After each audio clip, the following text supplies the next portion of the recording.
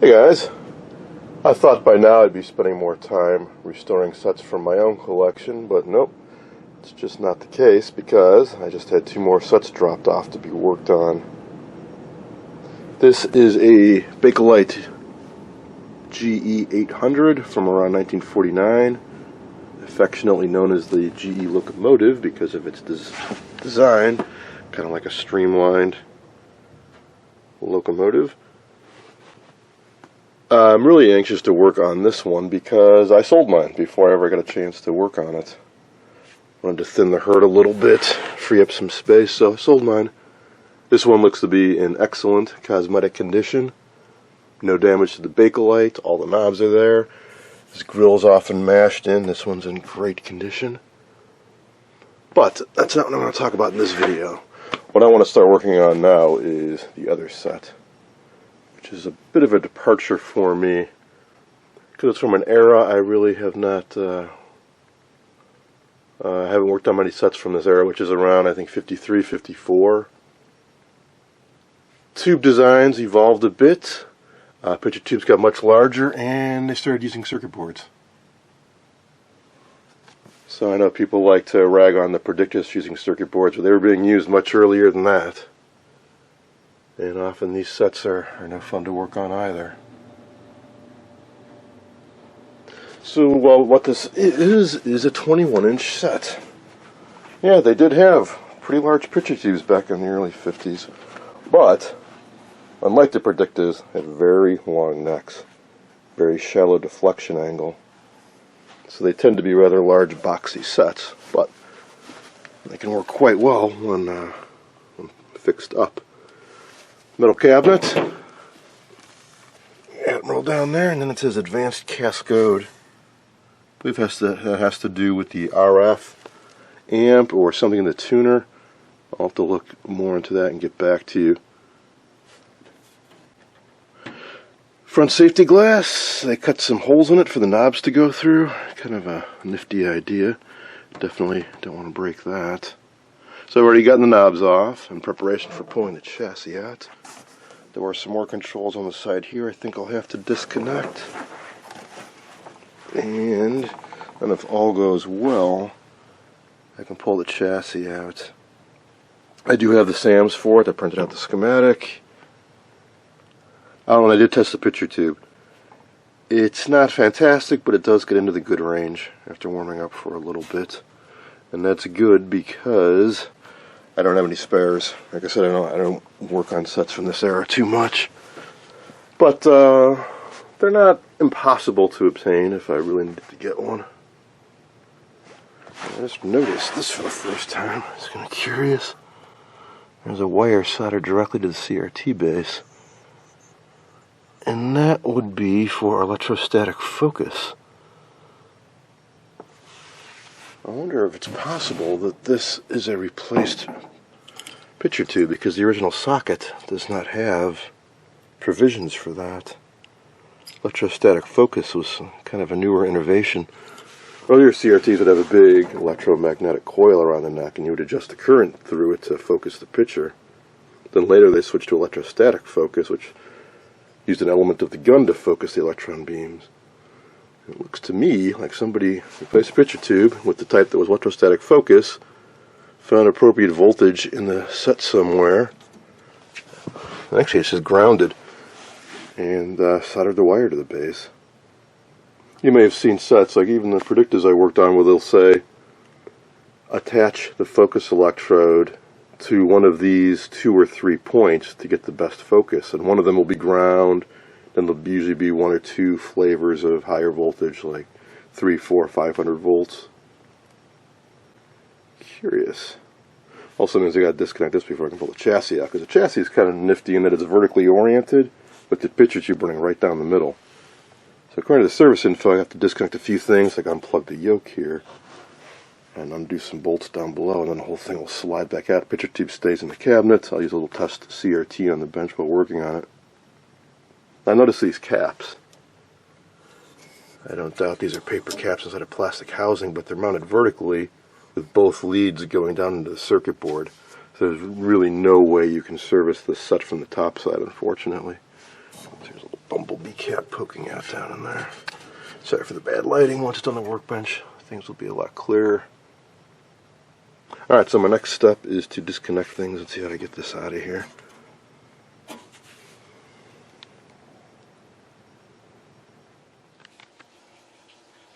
Well, it was kind of a pain, but I finally got it out. The toughest part was actually the volume control in the upper right. There are a couple squeeze clips you have to press in, and one of them just didn't want to come loose. But the other issue is something else I really dislike about sets from this era, which is the yoke. The material they used to make the yoke covers out of disintegrates over time. So that's what all this material is down here. If you've been watching my videos, you may have seen me rebuild a couple others of these. One for a Strumber Carlson from a similar time frame, and an Admiral Portable, also from about the same time. Now this one isn't too horrible, so I might be able to use it as is. I thought this was kind of interesting. This is a centering control. There's two magnets with ears on them, and you can manipulate these to center the picture. But what's curious is that it's well, I don't know, it's either aftermarket or it was an afterthought, because usually they're integrated into the back cap of the yoke cover. That's actually to my benefit, because when they are integrated to the yoke cover and the yoke cover disintegrates, it's kind of tricky to get those remounted. But this is actually in a piece of masonite, and it had 3 springs holding it in place, pressed up tight against the back of the yoke. So, I haven't seen that before. Now I also need to correct myself. This was designed for electrostatic focus. Right here on the schematic, pin 10, or no, sorry, right, pin 6. And it says connect jumper from pin 6 to pins 2 or 10 for best focus.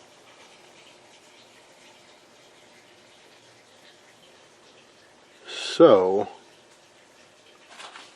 what's the deal? This might very well be the original picture tube. So perhaps the plug that goes onto the base here was a replacement and it didn't have pin 6. Because early CRTs didn't have this pin. So quite often the plugs that you see on their base don't have any connections on this side. Was there a parts shortage? Was it a production run change? Who knows? Probably never will know. But I just cut it off and I'll resolder it when I put the set back together. For now, I'll be able to work up on the workbench. Something else that's good is some versions of this model have the filter choke is part of the speaker. In this set it isn't. Although the output transformer is mounted on it, I think so. Well, I guess I will need to take the speaker out after all. Just 2 screws on the side, so not that big a deal. Alright, so next up, let's take a closer look at the chassis.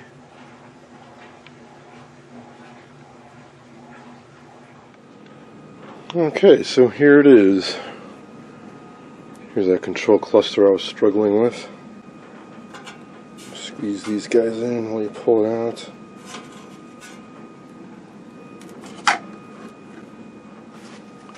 I removed the damper tube so I get at this wing nut while I was taking it out.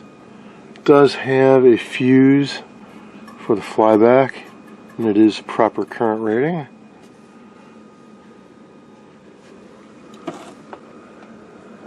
I noticed this old repair here, the resistor broke in half.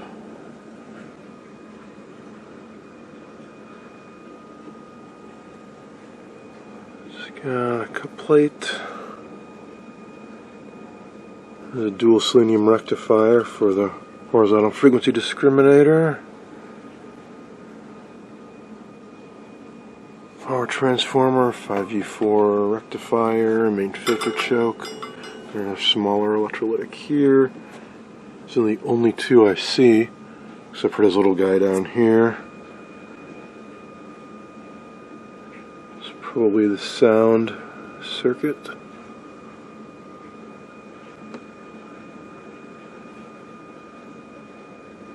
But there's one or two more on the other side though, like a cathode bypass on the vertical output tube. Alright, so let's take a look at the other side.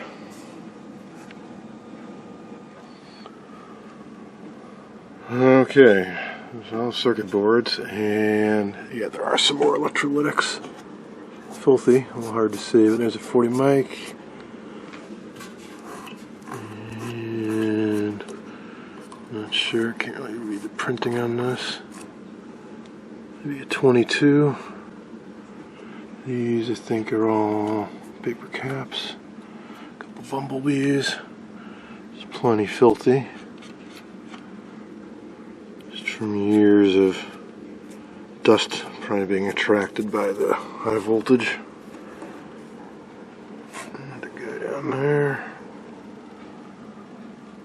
So where to start? Well, one thing I think I should do is pull the rectifier tube out and try to turn this on. That'll tell me that the power switch is good, power transformer at least has filament, and I can check the voltage on the plates of the 5U4 rectifier, which is down in here.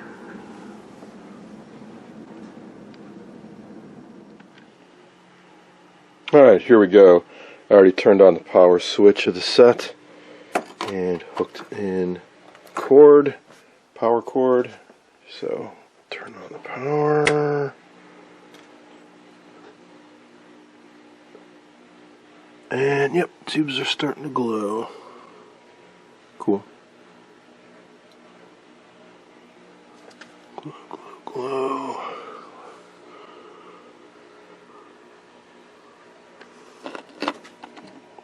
Looks like all lit up,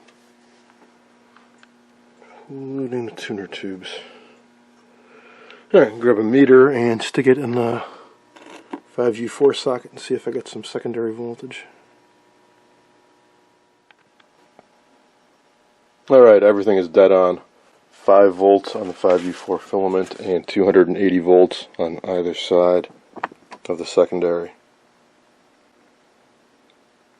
So we are good to go as far as the power transformer goes. Now I'd kind of like to try a controlled power up.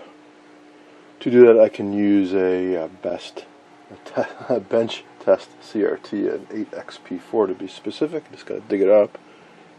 And I'll also need to get the yoke out of the set. And I can see if I got some high voltage, maybe some sound. Here's a little high voltage lead.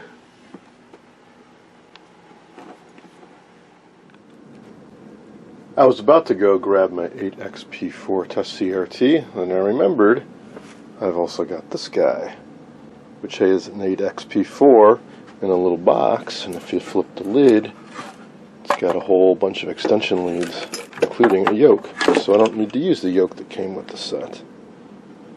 Put that aside and use this one, which has these giant insulating clips on the end. Just means I need to figure out where to hook them up inside the set. And as for the CRT, it's got a long extension plug. Go right into set, which leads the high voltage. I give you this, which seems a little thin insulation wise, but well, I'll give it a shot.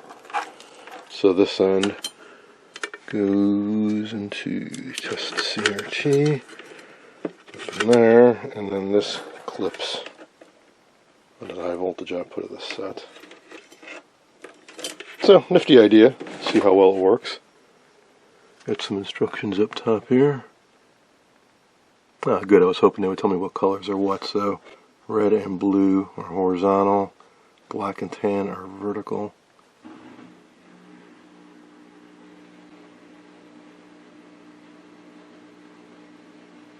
And they say it's advisable to disconnect one end of each of the existing yoke. Well, in my case, it's on a plug, so that's already disconnected. And they give you some tips about how to identify, where to hook things up.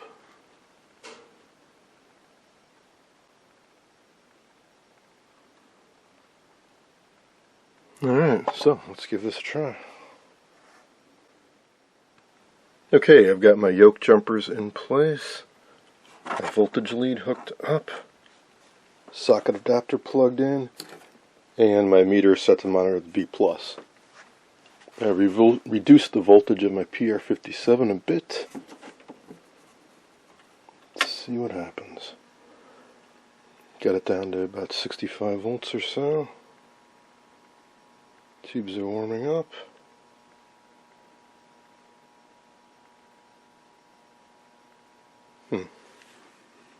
No B+ though. 5E4 is glowing. Either I got a loose connection or something just ain't right.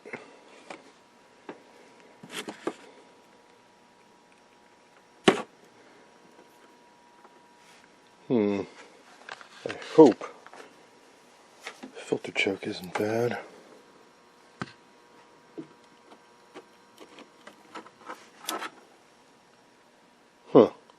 I'm checking both terminals on the main electrolytic filter cap.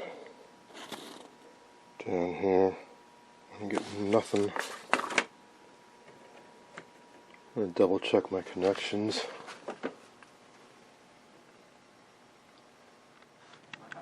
I think I found the problem. There's an interlock on the speaker plug. Must have been for versions that had the field coil and the speaker being used as a filter choke. Sure enough, when I looked at the speaker plug, yep, it's got a couple pins on it that are shorted. So I can either plug this back in or short those out electrically with a piece of wire. Alright, speaker's plugged in. Let's give this another try. Something else I noticed is the fuse that I thought was just for the flyback is not. It's for the entire set. That's cool. It gives me some extra protection. It's actually a B+ fuse, and it's good, which is a pretty good indicator if somebody didn't turn the set on with a shorted electrolytic cap and blow the fuse. So increases maybe the odds of this actually doing something. Alright. Yeah, B+ is climbing.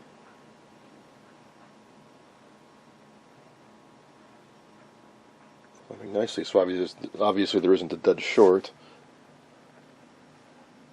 I'm going to increase the AC up to about 115 now.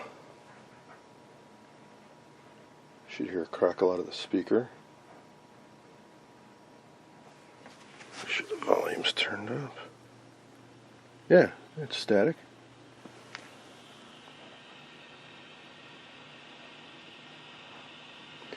No indication of high voltage though. I'm not so sure that damper tube is lit up.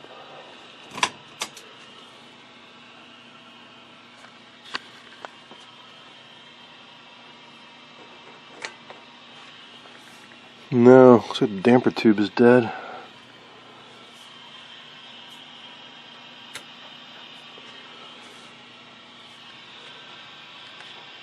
Alright, static is good. Just know this stuff's partially alive. Let's see what the B+ should be around 280. And we're at 272, and the AC line is a little low, so our B+ seems to be quite healthy. But no glow on the CRT.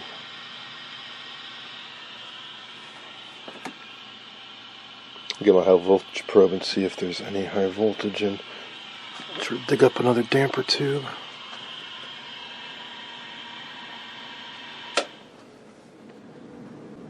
Okay, new 6AU4 has been installed. Yeah, that one's glowing.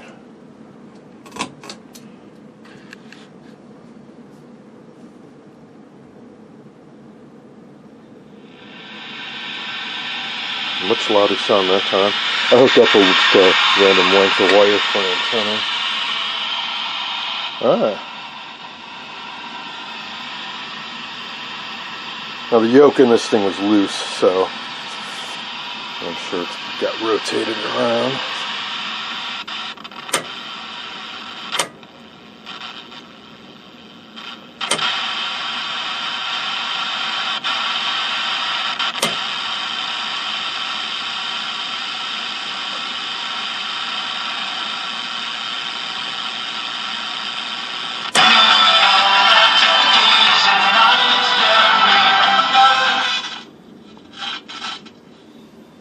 Alright, that is our over-the-air Channel 6 station.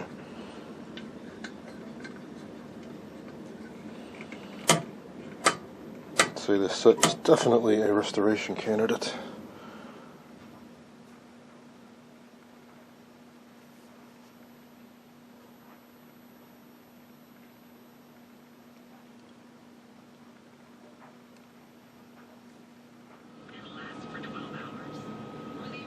I switched over to using my own little home transmitter setup. Rotated the yoke a little bit. Things are looking better, but obviously we got some issues like a lack of height. I got the height control turned all the way up. Now, I don't want to dwell too much on picture issues right now because this isn't the yoke that's matched with this set, but this is certainly good enough to verify that all the major circuits are operating, so that's really, really awesome. So what I think I'm going to start doing now is recapping, and I want to start in the vertical circuit first. And also the power supply. So main filter cap is right there, 2-suction electrolytic. And I want to recap the stuff in the horizontal area first. So I'll do all the stuff that's mounted to the chassis, in other words. I'll save the circuit boards for last.